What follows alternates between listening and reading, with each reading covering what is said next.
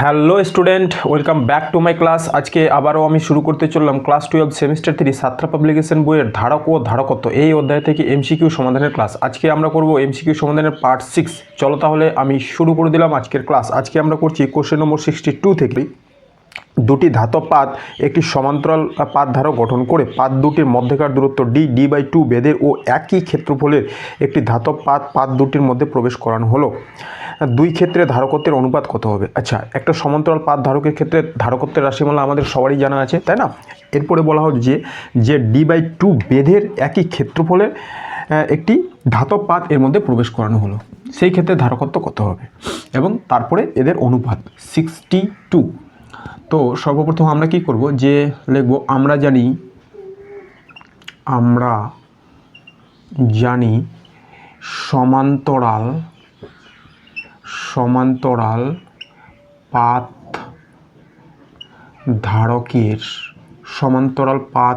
ধারকের ধারকত্ব C = ε0 α/d। এইবার কি করা হলো, যে d/2 বেধের আগে আমি একটু ছবিটা করে নিলাম। এই হলো আমাদের কাছে একটা ধারক, এটা পজিটিভ প্লেট, এটা নেগেটিভ প্লেট। এবার কি করা হয়েছে, যে d/2 বেধের এই টোটালটা হচ্ছে আমাদের d, এবং বলা হলো d/2 বেধের কিন্তু একই ক্ষেত্রফলে এদের প্রস্থচ্ছেদের ক্ষেত্রফল আলফা আলফা। তাহলে ক্ষেত্রফলটা একই, কিন্তু বেধটা হয়ে গেল অর্ধেক। ধরলাম যে এই অংশে অর্ধেক বেধ, এটা হলো আমাদের d/2, এই অংশে আমাদের ধাতব পাতটা প্রবেশ করানো হলো। কমন? তাহলে এটা এবার এখানে বায়ু মাধ্যম আছে, আর এখানে হচ্ছে আমাদের ধাতব পাত আছে। তাহলে এটা মিশ্র পরাবৈদ্যুতিক মাধ্যম বিশিষ্ট একটা পাত ধারকে পরিণত হলো। সেই ক্ষেত্রে ধারকত্বের রাশিমালা আমাদের কাছে কি হয়? এবার লিখব যে যদি সমান্তরাল পাত ধারকে d/2 বেধের ও সমান ক্ষেত্রফলের একটি ধাতব পাত প্রবেশ করানো হয়, তবে ধারকত্ব কি হয়? এটাকে আমি বললাম C ড্যাশ। সেই রাশিমালাটা আমরা জানি কি হয়, ε0 α/d - t। ধরলাম এইটুকু যে বেদ সেটা t, আমরা এইভাবে রাশিমালাটা মনে রাখি, তাই আমি আগে এভাবে লিখছি, তারপরে t/k। কে হলো উক্ত মাধ্যমটার পরাবৈদ্যুতিক ধ্রুবক। কমন? আচ্ছা, এবার এটাকে সলভ করলে কি পাবো? এইদিকে করছি C ড্যাশ = ε0 α/d। ডিটা তো ডি থাকবে। এবার টিটা কত? টিটা হলো এখানে এই যে d/2,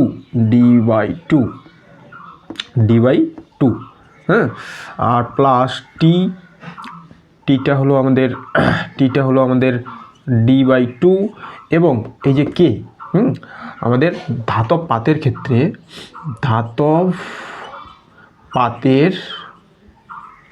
জন্য কে কত হয়? পরাবৈদ্যুতিক ধ্রুবক অসীম।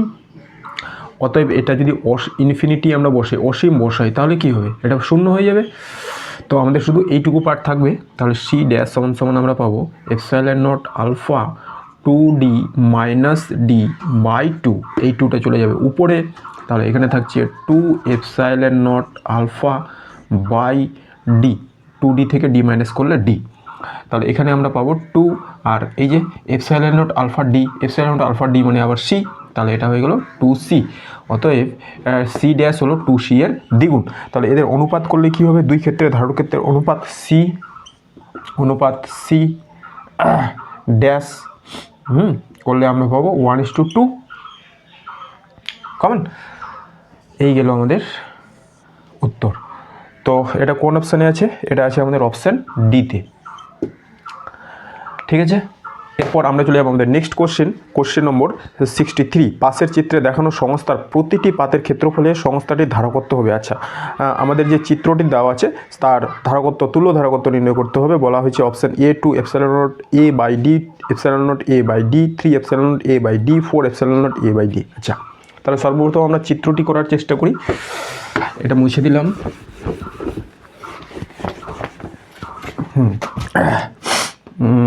তাহলে আমাদের চিত্রটা কি দেওয়া আছে, যে এই হলো একটা পয়েন্ট এ, এখান থেকে এইভাবে, এখান থেকে এইভাবে, আর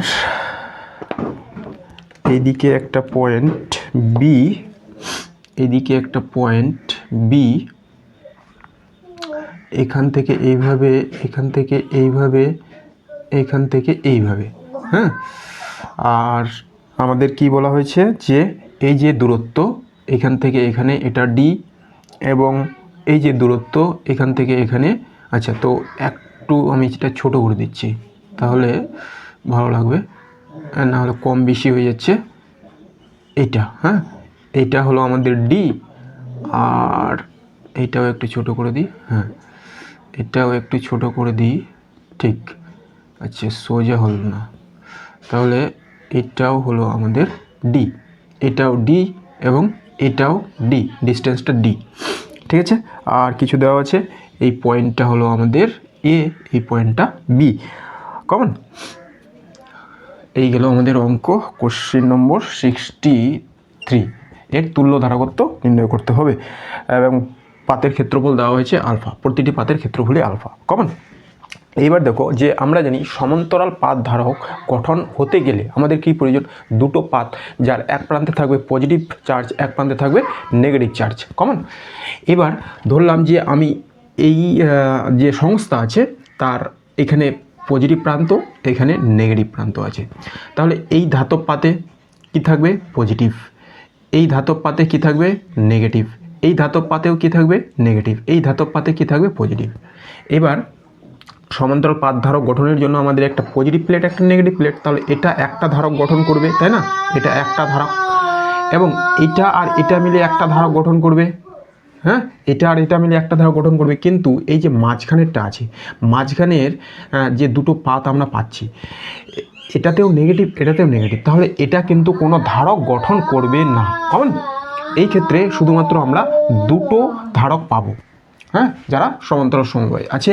তাহলে আমরা বলতে পারি যে আমাদের যে প্রদত্ত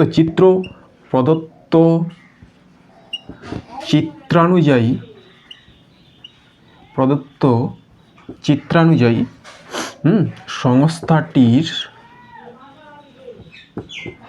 তুল্য ধারকত্ব সি ইজিক্যাল টু কী হবে, 2। আর একটা আমাদের যে সমান্তরাল পাত ধারক, তার ধারকত্বের রাশিমালা কী হয়, এপসাইলন নট, প্রস্থচ্ছেদের ক্ষেত্রফল এ দেওয়া আছে, হ্যাঁ, প্রস্থচ্ছেদের ক্ষেত্রফল এ দেওয়া আছে, আর তার দূরত্ব ডি। তাহলে উত্তর হবে আমাদের C equal to epsilon naught A by D, যেহেতু দুটো ধারক পাচ্ছি। যদি তিনটা পেতাম তাহলে 3 হতো, হ্যাঁ, কারণ সমান্তরাল সমবায় থাকলে তুল্য ধারকত্ব সি ইজিক্যাল টু কি C1 plus C2 plus C3, common. আর একই ধারকের ক্ষেত্রে যদি সবগুলো সমান হয় তাহলে হয়ে যাবে সি ড্যাশ, এগুলো প্রত্যেকটা সমান সমান যদি সি হয়, 3C ড্যাশ হয়ে যেত। আচ্ছা, তাহলে এই ক্ষেত্রে আমাদের এটা উত্তর হলো অপশান এ। এরপর আমরা চলে যাব আমাদের নেক্সট কোশ্চেন নম্বর 64, 64 নম্বর কোশ্চেন। 64 নম্বর কোশ্চেনে কী বলা হয়েছে, 4 ভোল্ট বিভবে আহিত একটি কল থেকে ফোঁটা ফোঁটা করে জল, যার ব্যাসার্ধ দেওয়া হয়েছে স্মল আর, একটি ফাঁপা পরিবাহী গোলকের মধ্যে জমেছে। ফাঁপা গোলকটির ব্যাসার্ধ আর এবং অন্তরক হাতলের উপর বসানো, গোলকটি জলে পূর্ণ হলে বিভবের মান। আচ্ছা, এই ধরনের অঙ্ক কিন্তু আমরা আগেও করেছি। এক্ষেত্রে আমাদের কি করতে হবে, এই যে আমাদের ফাঁপা গোলক ধরবো, সেটা n সংখ্যক জলের ফোঁটা দিয়ে ভর্তি হলো, তাহলে ফাঁপা গোলকের ব্যাসার্ধ সঙ্গে জলের ফোঁটার ব্যাসার্ধের যে একটা সম্পর্ক আছে সেটা আমাদের আগে বের করতে হবে। কোশ্চেন নম্বর 64 লিখব, ধরি n সংখ্যক জলের ফোঁটা ফোঁটা ফোঁটা জল, তাহলে লিখব জলের ফোঁটা, n সংখ্যক জলের ফোঁটা দিয়ে, n সংখ্যক জলের ফোঁটা দিয়ে ফাঁপা গোলকটি পূর্ণ হয়। আচ্ছা, তো প্রশ্ন অনুযায়ী আমরা বলতে পারি যে বড় গোলকের যে আয়তন, ফাঁপা গোলকের যে আয়তন, ফাঁপা গোলকের আয়তন সমান সমান হবে n সংখ্যক জলের ফোঁটার আয়তন, কমন। আচ্ছা, ফাঁপা গোলকের ব্যাসার্ধ আমাদের বলে দেওয়া হয়েছিল, তাই না? ফাঁপা গোলকের ব্যাসার্ধ ক্যাপিটাল R, তাহলে কি আয়তন 4/3 pi r cube equal to n into 4/3, জলের ফোঁটার ব্যাসার্ধ ছিল small r by r cube. এইখান থেকে দেখো আমরা একটা সম্পর্ক পেয়ে যাব, n ইজিক্যাল টু, আচ্ছা এটার সঙ্গে এটা তো কেটেই যাবে, n equal to r cube by capital R cube by small r cube. এইবার আমরা কি করব, এদিকে করব জলের ফোঁটার জন্য, জলের ফোঁটার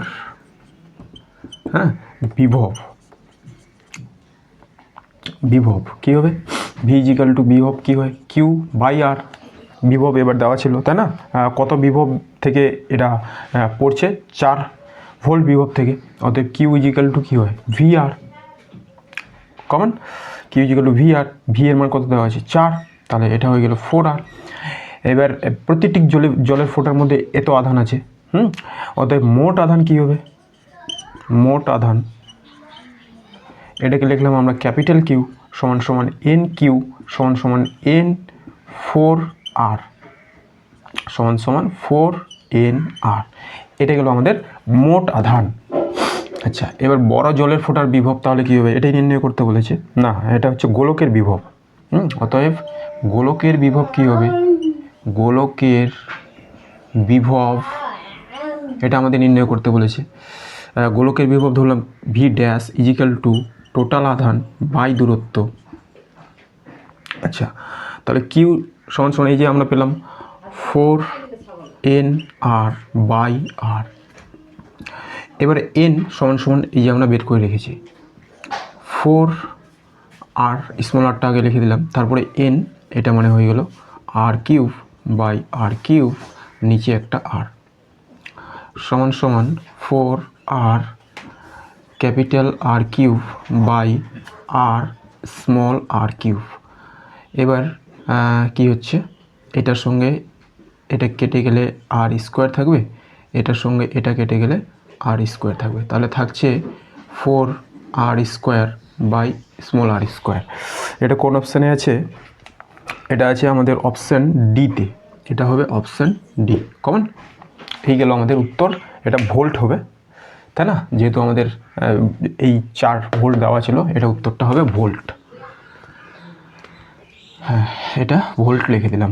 এরপরে আমরা চলে যাব কোশ্চেন নম্বর 65। কী বলা হয়েছে, পাশের চিত্রে দেখানো 4টি সমান্তরাল পাতের প্রত্যেকটির ক্ষেত্রফল আলফা, পরপর 2টি পাতের মধ্যবর্তী দূরত্ব ডি, মাঝখানের পাতদ্বয়ের মধ্যবর্তী স্থান পরাবৈদ্যুতিক পদার্থ ই এপসাইলন আর দ্বারা পূর্ণ। আচ্ছা, এর পরাবৈদ্যুতিক ধ্রুবক দেওয়া আছে আর কি মাঝখানের পাতের মধ্যে এপসাইলন আর।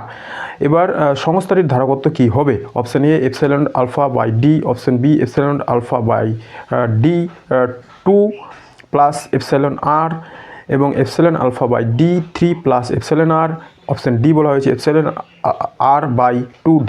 আচ্ছা, তো আমরা কি করব, যে এই যে ছবিটা, সেই ছবিটা আগে অঙ্কন করার চেষ্টা করি। এখনই আমরা এই ধরনের একটা অঙ্কন করেছিলাম, যেখানে দেখলাম যে একটা সমান্তরাল ধারক কীভাবে গঠিত হয়, একটা নেগেটিভ প্লেট একটা পজিটিভ প্লেট দ্বারা। তো কোশ্চেন নম্বর এটা হয়ে যাবে আমাদের 65। এই হলো এই হলো এই হলো এই হলো এরকম একটা ছবি। আর এইদিকে আমাদের কি আছে, এইদিকে এইখানে একটা, হ্যাঁ আচ্ছা এদিক থেকেই করছি, এইখানে এইখানে হ্যাঁ এইখানে সোজা করতে হবে, এইখানে এইখানে এইখানে দেখা যাচ্ছে? আচ্ছা চলো দেখা যাবে। এটা কি কি নাম দেওয়া হয়েছে, এটা এ পয়েন্ট, এটা আমাদের বি পয়েন্ট, কমন। এবার প্রত্যেকটার যে দূরত্ব এখান থেকে এখানে, এই দূরত্বটা বলা হলো ডি। এখান থেকে এখানে এটাও বলা হলো ডি, এবং এখান থেকে এখানে কমন এটাও বলা হলো ডি। আচ্ছা এটাও বলা হলো ডি, এই দূরত্বটা বলা হলো ডি, ঠিক। এইবার আমি কি করছি যে এই যে মাঝখানেরটা, সেখানে একটা মাধ্যম দেওয়া আছে, তার পরবর্তী ধ্রুবক হচ্ছে এপসাইলন আর। এটা হচ্ছে আমাদের ইনফরমেশান। আর পাতের ক্ষেত্রফল, প্রত্যেকটা পাতের ক্ষেত্রফল কি দেওয়া আছে, ক্ষেত্রফল প্রতিটি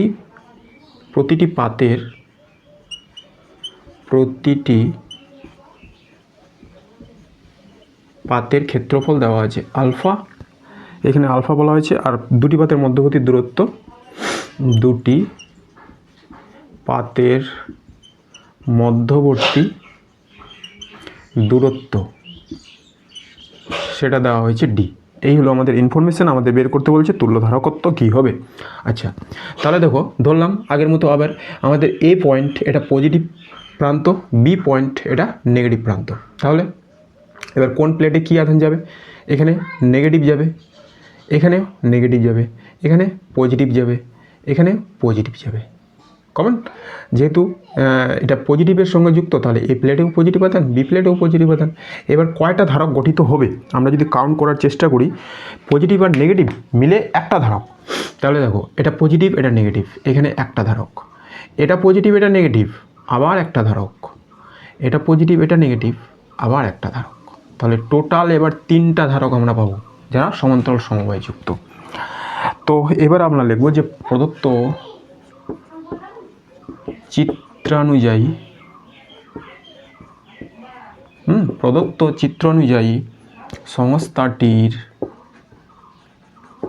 সংস্থাটির তুল্য ধারকত্ব C equal to C1 plus C2 plus C3। সমান্তরাল সমবায় আছে তাই ডাইরেক্ট যোগ হয়ে যাবে। এবার আমাদের এক্সট্রা কোনো ইনফরমেশন নেই। এবার C1 সমান কী হয়, তাহলে epsilon naught alpha by D plus epsilon naught alpha by D plus epsilon naught alpha by D, একই সবগুলো তাহলে হবে 3 এপসাইলন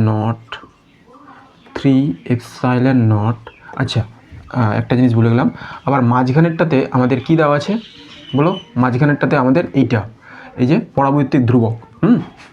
তাহলে মাঝখানের ক্ষেত্রে আমাদের বসাতে হবে শুধু এপসাইলন।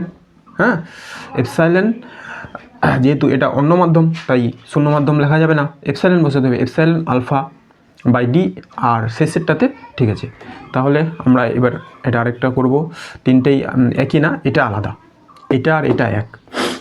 তাহলে এটা হবে আমাদের এপসাইলন বাই ডি, আর এটাকে এখানে লিখছি epsilon alpha by D plus. এবার এপসাইলন সমান আবার কী হয়, এবার আমরা জানি যে মাধ্যমের পরাবৈদ্যুতিক ধ্রুবক এপসাইলন আর সমান মাধ্যমের তড়িৎভেদ্যতা এবং শূন্য মাধ্যমের তড়িৎভেদ্যতার অনুপাত। তাহলে এপসাইলন মাধ্যমের তড়িৎভেদ্যতা কী হয়, এপসাইলন নট বাই এপসাইলন আর। অতএব এই সম্পর্কটা আমরা এখানে বসাবো। তাহলে এটা কি হয়ে যাবে, এটা হয়ে যাবে আমাদের epsilon naught epsilon R alpha by D, common. এবার এটা যোগ করে দিলে কি হবে, এটা যোগ করে দিলে আমরা পেয়ে যাব 2 এপসাইলন আলফা বাই ডি, আর এটা হয়ে গেল তার আমাদের epsilon naught epsilon R alpha by D. এবার কি করব আমরা এপসাইলন নট আলফা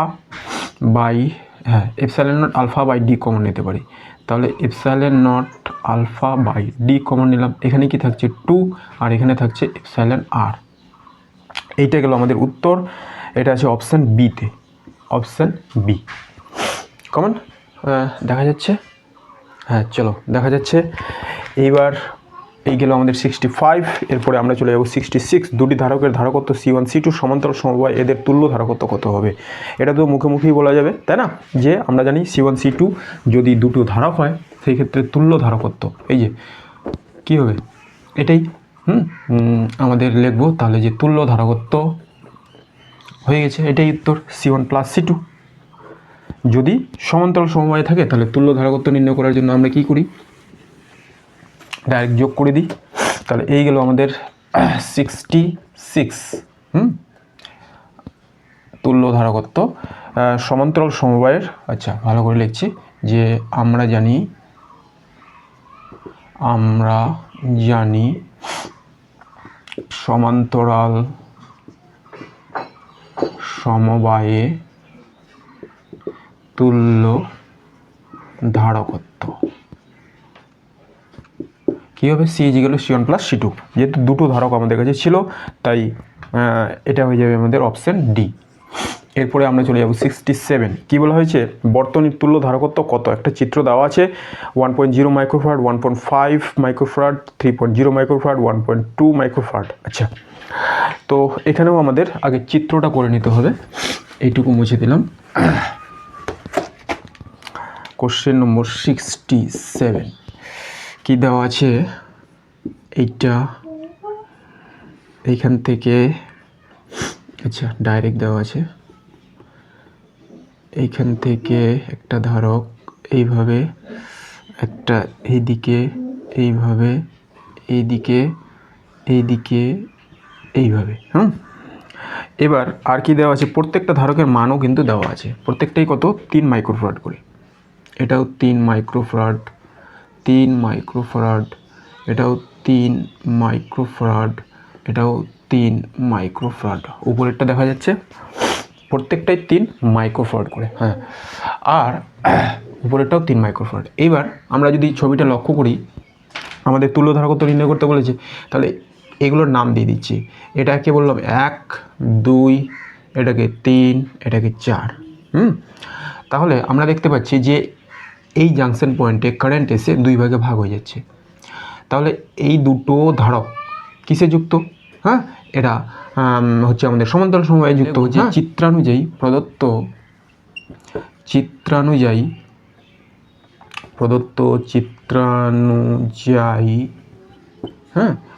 চিত্রানুযায়ী 2 ও 3 নং ধারক সমান্তরাল সমবায়ে, এটা ও, সমান্তরাল সমবায়ে যুক্ত। ওকে, 2 ও 3 সমান্তরাল সমবায়ে যুক্ত। এবার আমরা কি করব? তাহলে এর তুল্য ধারকত্ব নির্ণয় করি। অতএব এদের তুল্য ধারকত্ব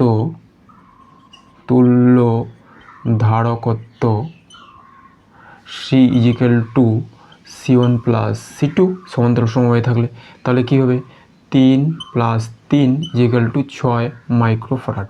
তাহলে এর বদলে আমরা যে ধারকটা পাবো সেটা হলো 6 মাইক্রোফ্যারাডের। এবার যদি আমরা আবার চিত্রটা করার চেষ্টা করি তাহলে কি হবে? 1 নম্বরটা যেরকম ছিল সেরকম থাকবে। এটা হলো 1 নম্বর। এই দুটোর বদলে আমরা একটা বড় ধারক পাবো, সেটা হলো 6 মাইক্রোফ্যারাড। এরপরে এটা এই ধারকটা। আচ্ছা, তাহলে এটা হলো আমাদের 1 নম্বর। এটা এবার 2 আর 3 মিলে, তাহলে এটাকে আমি বললাম শুধু C। আর এটা হচ্ছে আমাদের 3 নম্বর। আর এদের যে মান, এটা হলো 3 মাইক্রোফ্যারাড, এটা হচ্ছে 6 মাইক্রোফ্যারাড, এটা হলো 3 মাইক্রোফ্যারাড।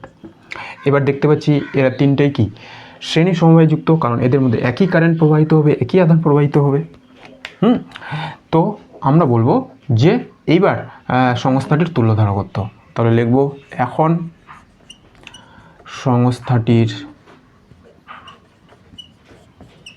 তুল্য ধারকত্ব। শ্রেণী সমবায়ের জন্য তুল্য ধারকত্ব কি হয়? 1/c ইজিক্যাল টু 1/c1 কয়টা আছে 1 2 3 1/c2 প্লাস 1/c3। এবার c1 কত 1/3, c2 কত 1/6, c3 কত 1/3। এটা করলে কি হয় লসাগু 6, উপরে 2, 6-এর জন্য 1 আবার 2, 3 দিয়ে ভাগ করলে 2। হ্যাঁ, তাহলে কত পাচ্ছি আমরা 5/6। অতএব c ইজিক্যাল টু কী হবে 6/5, এটা করলে 1.2 মাইক্রোফ্যারাড। এটা কোন অপশানে আছে? এটা আছে অপশান ডিতে। এইগুলো আমাদের 67। এরপরে আমরা চলে যাবো আমাদের নেক্সট কোশ্চেন নম্বর 68। এখানেও একটা চিত্র দেওয়া আছে, প্রদত্ত চিত্রে এ বি ও এর মধ্যে তুল্য ধারকত্ব কত, 4টা অপশান দেওয়া আছে। কমন আবার আমাদের ছবিটা অঙ্কন করতে হবে, তো এটা ক্লিয়ার করে দিলাম। এবার চলে যাব 68। ছবিটা কি দেওয়া আছে যে এ এখান থেকে দুটো পয়েন্ট বেরিয়েছে, একটা এদিকে একটা এদিকে। এবার উপরেরটা আমি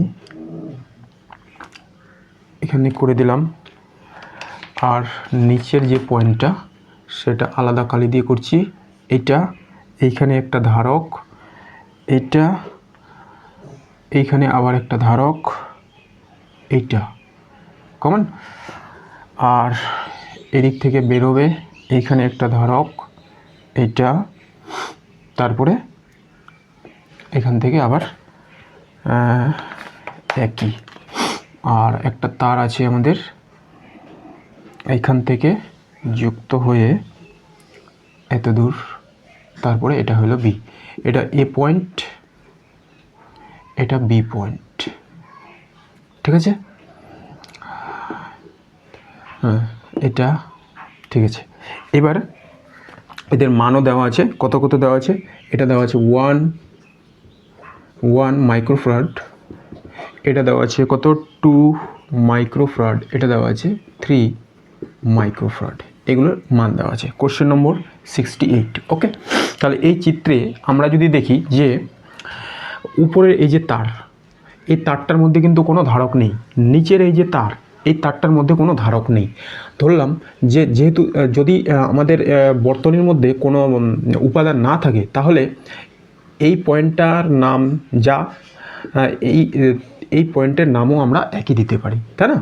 আচ্ছা, বর্তনীর মধ্যে ধারক না থাকলে তাকে আমরা একটাই তার ধরে নিয়ে চলবো, এই হচ্ছে কথা। তাহলে ধরলাম যে এটা হলো আমাদের জাংশন পয়েন্ট। এখান থেকে দেখো যে কারেন্ট এদিকে যেতে পারে, এদিকে যেতে পারে, তো এইভাবে আমরা করার চেষ্টা করছি। তাহলে এটা হলো আমার জাংশন পয়েন্ট, একটা তার এরকম চলে গেল, এটা একটাই তার, এর মধ্যে কোনো ধারক নেই।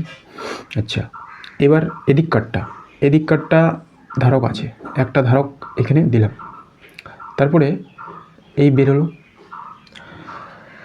এইবার এই তারটা এখানে গিয়ে শেষ হলো, এই পয়েন্টটা, হ্যাঁ, এই পয়েন্টটা গিয়ে শেষ হলো। এবার এই পয়েন্ট থেকে এদিকে একটা ধারক আছে এবং এদিকে একটা ধারক আছে, তাহলে এই ধারকটা আমরা এঁকে দিলাম। এই ধারকটা হচ্ছে আমাদের এটা, আর এই ধারকটা হলো আমাদের এটা। আবার এদিকে যদি আমরা দেখি, এদিকে আরেকটা ধারক আছে এইখানে, এইখানে একটা ধারক আছে।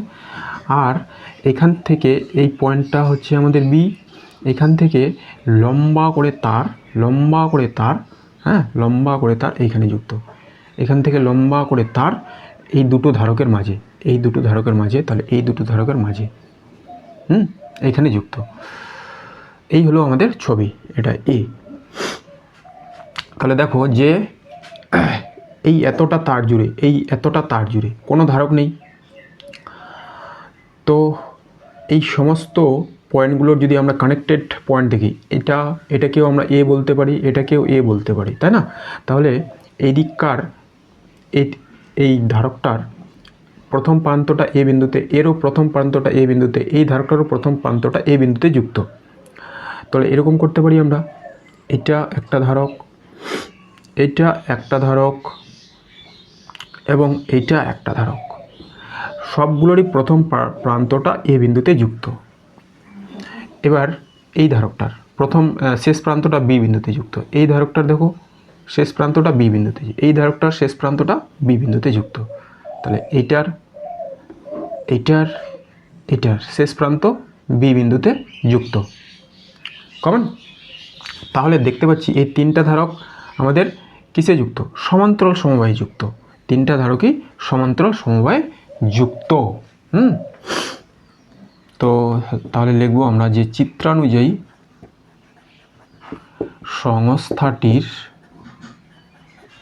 সংস্থাটির তুল্য ধারকত্ব কী হবে? সংস্থাটির তুল্য ধারকত্ব আমাদের যেহেতু সমান্তরাল সমবায়ে যুক্ত, তাহলে C equal to C1 plus C2 plus C3 কত হবে? 1 প্লাস 2 প্লাস 3 সমান 1 প্লাস 2 প্লাস 3, তাহলে 6 মাইক্রোফ্যারাড। এটা আছে আমাদের 6 মাইক্রোফ্যারাড অপশান সিতে। এটা হবে অপশান সি। কমন? সিম্পলি আমরা এটাকে এরকমও ভাবতে পারি যে এটা এ পয়েন্ট, তাহলে এটা এ পয়েন্ট। হ্যাঁ, এ পয়েন্টের মধ্যে এই ধারকটা, এ পয়েন্টের মধ্যে এই ধারকটা, এই পয়েন্টের মধ্যে এই ধারকটা, তাহলে এই জায়গা থেকেই তিনটা কানেক্টেড। এবং বি পয়েন্টে এই ধারকটার শেষ প্রান্ত বি পয়েন্ট, এই ধারকটার শেষ প্রান্ত বি পয়েন্ট, এই ধারকটার শেষ প্রান্ত বি পয়েন্ট। তার মানে একই পয়েন্ট থেকে তিনটা ধারক যুক্ত আর একই পয়েন্টে তিনটা ধারক শেষ। তাহলে এগুলো সবাই সমান্তরাল সমবায়ে যুক্ত। কমন? এই গেল আমাদের 68। এরপরে আমরা চলে যাব 69। কী বলা হয়েছে? নিচের কোন জোড়াটি সমান্তরাল সমবায়ে 25 মাইক্রোফ্যারাড ও শ্রেণী সমবায়ে 6 মাইক্রোফ্যারাড তুল্য ধারকত্ব প্রদর্শন করবে? 12 মাইক্রোফ্যারাড ও 13 মাইক্রোফ্যারাড, 15 মাইক্রোফ্যারাড ও 10 মাইক্রোফ্যারাড, 10 মাইক্রোফ্যারাড ও 8 মাইক্রোফ্যারাড, কোনোটি না। আচ্ছা, দুটো ধারক আমাদের ধরে নিতে হবে, যে ধরবো C1 C2, এদের একবার সমান্তরাল সমবায়ে তুল্য ধারকত্ব এবং শ্রেণী সমবায়ে তুল্য ধারকত্ব, যাদের মান 25 মাইক্রোফ্যারাড ও 6 মাইক্রোফ্যারাড হবে। তাহলে তাদের মান কত হবে? সিম্পল একটা ক্যালকুলেশন আমাদের করতে হবে। এটা হচ্ছে 69। তাহলে লিখব, ধরি প্রদত্ত ধারক দুটি C1 ও C2। এবার প্রশ্নানুযায়ী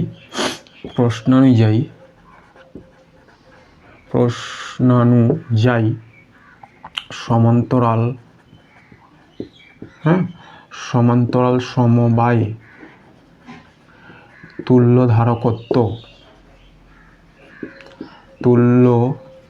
ধারকত্ব C equal to C1 plus C2, এটা কত দেওয়া আছে? 25। এটাকে আমি 1 নম্বর নাম দিয়ে রাখলাম। এবার শ্রেণী সমবায়ে তুল্য ধারকত্ব 1/C সমান কি হয়? 1/C1 plus 1/C2। এটা করলে আমরা পাবো 1/C equal to C1 plus C2 by C1 plus C2,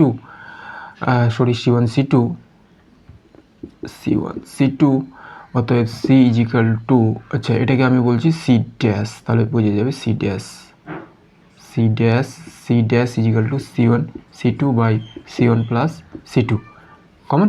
এবার C1 প্লাস C2 মানে আবার 25, আর C ড্যাশ মানে কত দিয়েছে? 6। তাহলে এটা সমান হয়ে গেল আমাদের 6 is equal to C1 C2 by 25। অতএব C1 C2 is equal two 25 into 6, 150। তাই তো? এবার আমরা কি করতে পারি, যে এটাকে 2 নং নাম দিলাম। এবার আমরা এদিকে করছি, যে 2 নং থেকে পাই, 2 নং থেকে আমরা C1 সমান লিখতে পারি 250 বাই C2। আবার C2 সমান কি হয়? এখান থেকে C2 সমান 25 বাই C1। C2 সমান 25 মাইনাস C1 লিখতে পারি।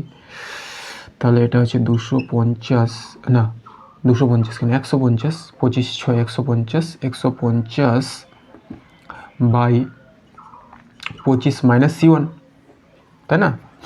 এবার কোনাকুনি গুণ করব, তাহলে এটা হচ্ছে 25 C1 মাইনাস C1 এর স্কোয়ার সমান 150। এরপরে এটাকে এদিকে নিয়ে যাই, তাহলে C1 স্কোয়ার, এটাকে এদিকে নিয়ে যাই, তাহলে মাইনাস 25 C1।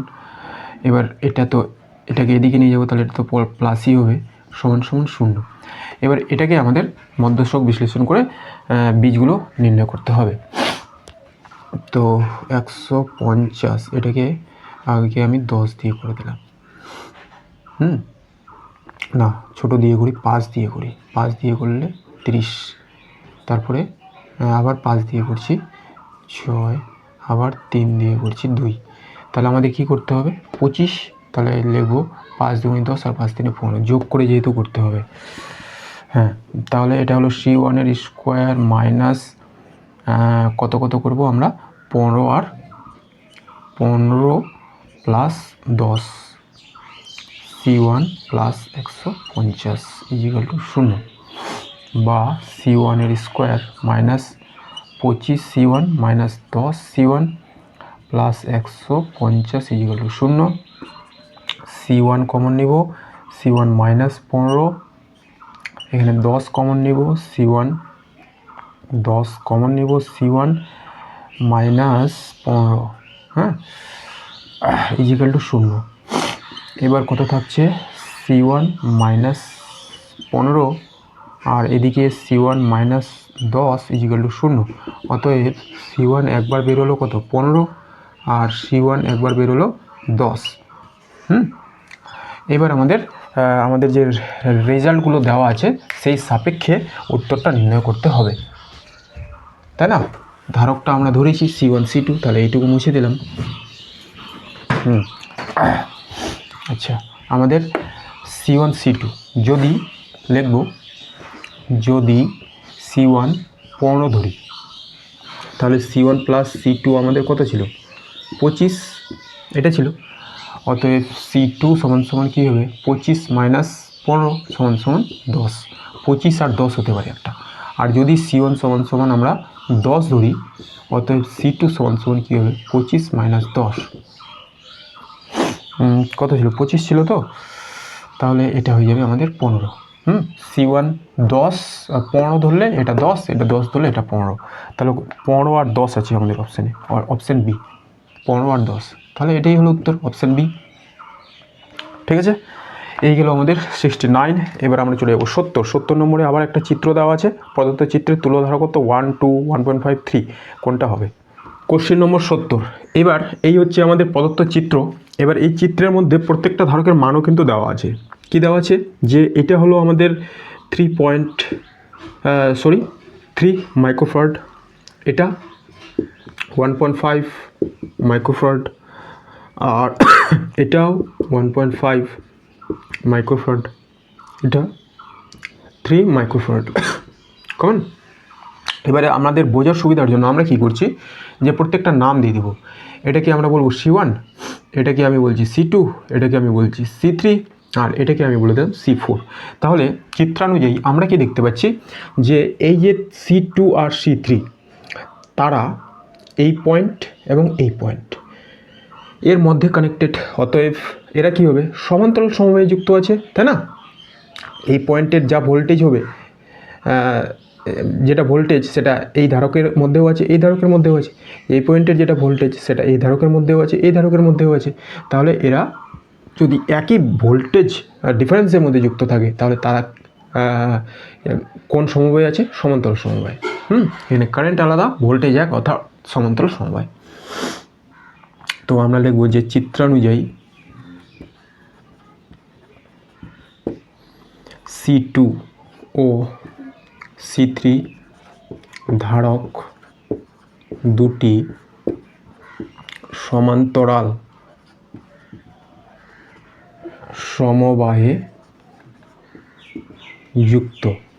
হ্যাঁ, C2 ও C3 সমান্তরাল সমবায়ে যুক্ত। অতএব তুল্য ধারকত্ব,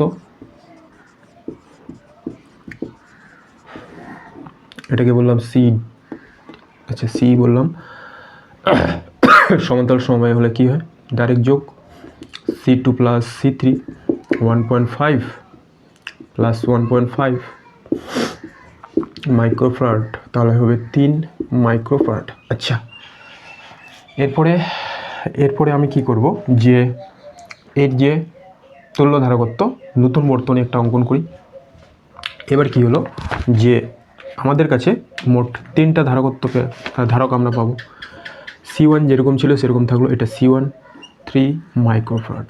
এরপরে এই দুটার তুল্য ধারকত্ব এটা আমরা পেলাম, এটাও 3 মাইক্রোফ্যারাড আমরা পেলাম, এটা হচ্ছে C।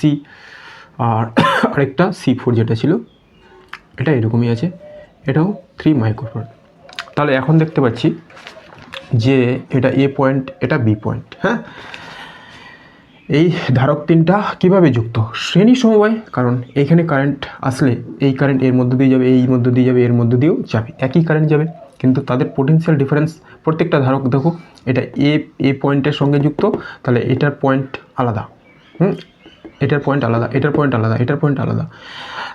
প্রত্যেকটা ধারকের প্রথম বিন্দু ও শেষ বিন্দু একই পয়েন্টে যুক্ত নয়, আলাদা আলাদা পয়েন্টে যুক্ত, তাহলে এদের ভোল্টেজ আলাদা আলাদা হবে। অতএব এই 3টা ধারক আমাদের শ্রেণী সমবায়ে যুক্ত। ঠিক, তাহলে তুল্য ধারকত্ব কী হবে? এখন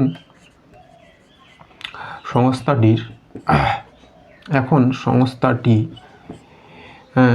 শ্রেণী, সংস্থাটির ধারকগুলি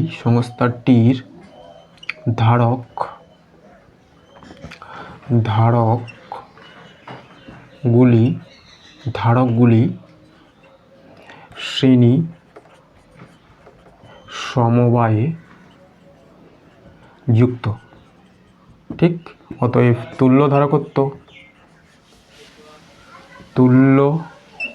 ধারকত্ব 1/C ড্যাশ, আচ্ছা একটা ড্যাশ দিলেই হবে, C dash 1/C1 plus 1/C plus 1/C4, বা 1/C dash equal two 1/3 plus 1/3 এটা করলেও কি হবে? 1 প্লাস 1/3 সমান 3/3 সমান 1। অতএব C ড্যাশও আমরা কি পাবো? 1 মাইক্রোফ্যারাড। হ্যাঁ, তুল্য ধারকত্ব তাহলে আমরা কি পেলাম? 1। এটা আছে অপশান এতে। এই গেল আমাদের 70। এবার চলে যাবো আমরা 71। কি বলা হয়েছে? দুটি ধারকের শ্রেণী সমবায়ে তুল্য ধারকত্ব 2.4 মাইক্রোফ্যারাড, সমান্তরাল সমবায়ে তুল্য ধারকত্ব 10 মাইক্রোফ্যারাড হলে ধারক দুটির ধারকত্ব কত হবে? আচ্ছা, এই ধরনের অঙ্ক এক্ষুনি অ্যাডজাস্ট আমরা করলাম। এটা হচ্ছে কোশ্চেন নম্বর কত? 69। হ্যাঁ, তাহলে তোমাদের এটা হোম টাস্ক থাকছে, তোমরা এটা সলভ করে অবশ্যই কমেন্ট সেকশনে জানাবে। এরপরে আমরা চলে যাবো 72। কী বলা হয়েছে? 5 একক ও 4 একক ধারকত্ব বিশিষ্ট দুটি ধারককে যথাক্রমে পরস্পর সমান্তরালে ও শ্রেণী সমবায়ে যুক্ত করলে উভয় ক্ষেত্রে মোট ধারকত্বের অনুপাত। আচ্ছা, এটাও সিম্পল অঙ্ক। 4 ও 5 একক বিশিষ্ট দুটি ধারক আছে, এদেরকে একবার শ্রেণীতে আর একবার সমান্তরালে যুক্ত করে এই যে তুল্য ধারকত্ব আমরা পাবো তার অনুপাত আমাদের নির্ণয় করতে বলেছি। Question number 72 common. Question number 72 লিখব যে 5 একক ও 4 একক বিশিষ্ট দুটি ধারককে প্রথমে সমান্তরালে, তাই তো, ধারককে সমান্তরাল সমবায়ে যুক্ত করলে তুল্য